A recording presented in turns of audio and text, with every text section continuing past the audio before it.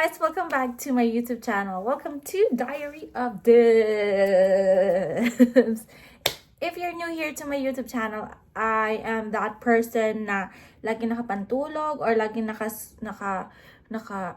work uniform na halos everyday nagpo-post ng video reaction ng SB19 kasi your girl is an 18. And sa mga newcomers dito, pinapaalam ko na agad na pumila tayo para kay Pablo. Kasi bias kasi Pablo. Yes, kasama ako sa freezer.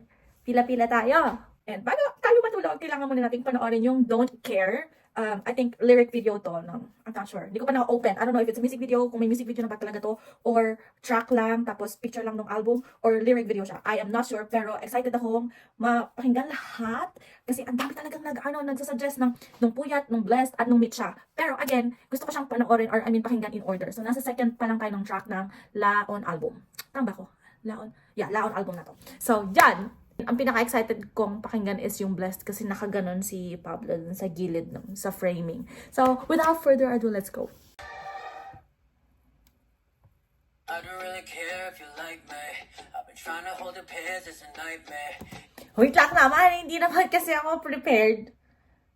So, ano nga ba expectation ko sa song na to? I don't care, wala akong pakialam. It's either sa bashers or din sa mga ng heartbreak na mga tao dyan. Wala akong pakialam. Or sa mga walang may paniniwala sa kakayanan ng isang tao. Like, kung sa tingin mo hindi ko kaya maging piloto, I don't care. Like, hello? If you're not getting my vibe, why should I care? Shut your trap and just be quiet, give the mic, yeah, mic, yeah. Woo! Para sa pangarap, you really don't care about anybody. I don't really care if you like me. I've been trying to hold the pace, it's a nightmare. If you're not getting my vibe, why should I care? Exactly. If you're not getting my vibe, why should I care? Thank you. Tell me who your friends are and I'll tell you who you are. It's giving. Dami ka naman sinasabi.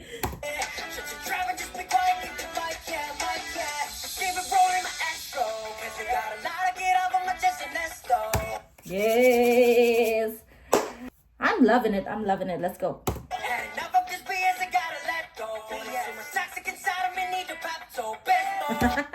He said BS. BS.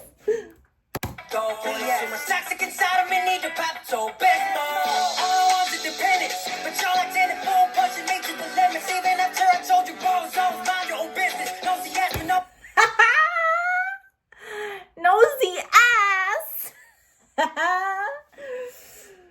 Okay, Pablo, you've been. He said dang. He said nosy ass. He said BS. Okay.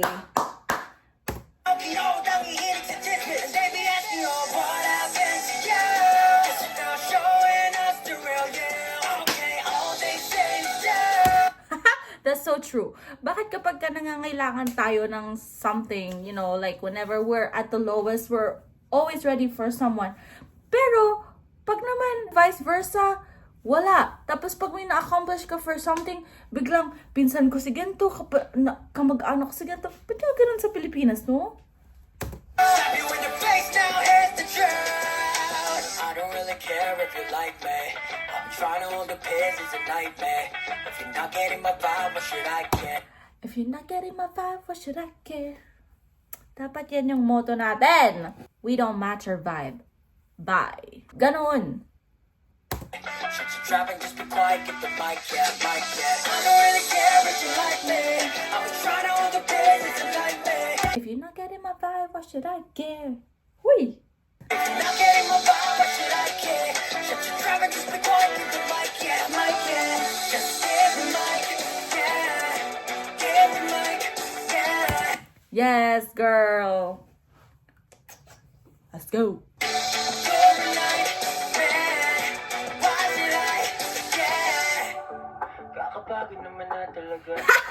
Yes, it is. Nakakapagod makapakinig ng ganto ganyan. Tapos pag naman may accomplishment, sasabihin sa'yo, oh, nandyan ako para sa'yo nang may change yung story pag may na-accomplish ka for something. bigyan lahat ng gusto nila. Meron at meron pa rin masasabi ang mga talangka. Oh my God! Dapat, I was gonna say something about crab mentality sa Pilipinas. And, masasabi ang mga talangka. Oh my God. Langya!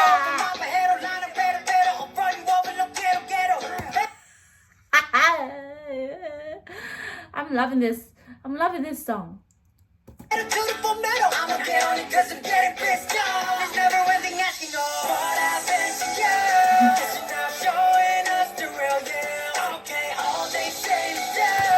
Gusto ko din tong line na to. All they saint is do. I don't really care if you like me. I'm trying to hold the pace, it's a nightmare. Slap you in the face. Yes. If you're not getting my vibe, what should I care? Should you trap and just be quiet, get the mic, yeah. Mike. I don't really care. Let's give a round of applause para sa ating pinuno. Napakaganda ng kanyang mga lyrics. It's giving a professional bad words.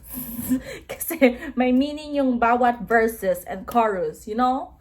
May talaga, tayo dun, may justice. Ganun.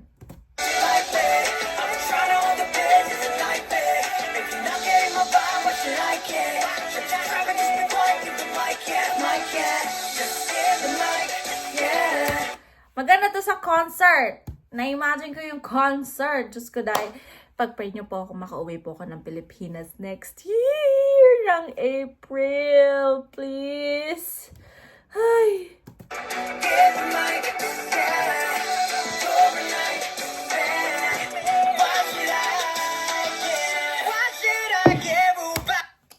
Ang taas ng boses talaga.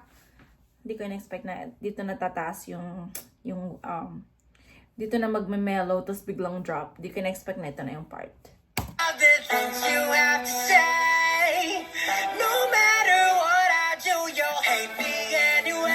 Yes! No matter what I do, you'll all hate me anyway.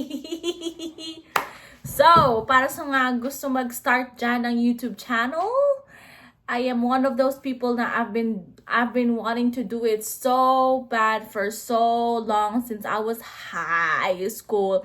And that was year 20, not even 20, is it 2014? I think 2014. Not even. I can't remember. Anyway.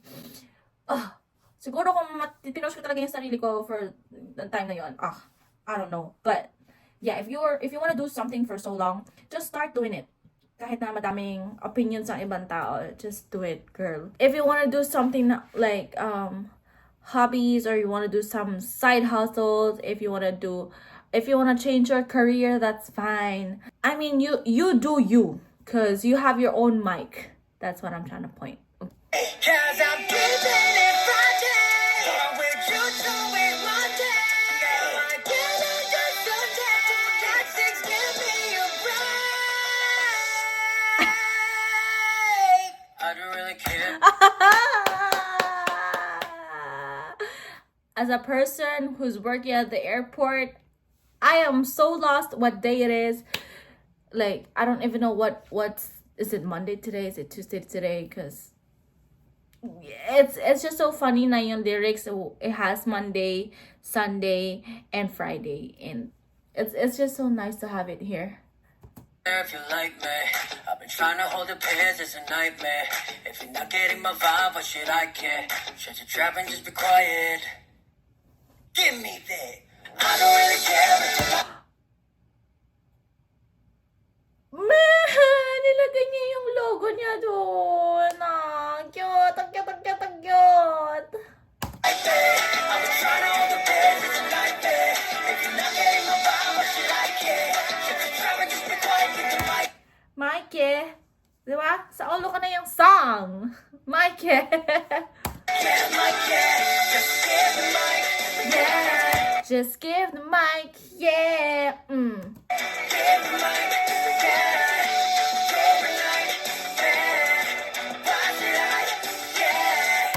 You're a nightmare, why should I care? Exactly!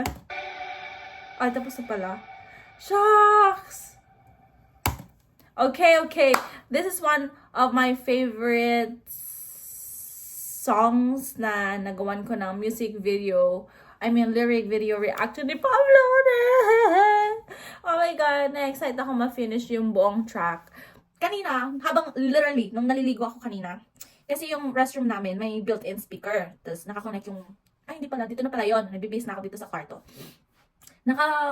Naka-shuffle yung songs ko sa SB19. Tapos biglang, pinatugtog yung yung Room ni Stel, yung 1999 ni Josh Collin. Tapos yung, ano pa nga ba tumugtog? Yung Butata ni Pablo.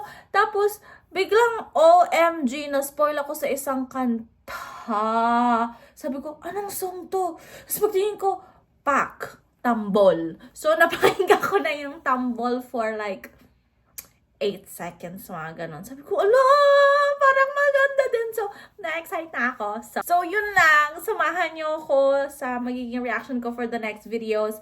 And, welcome to my diary. And, this is just me. This is my life.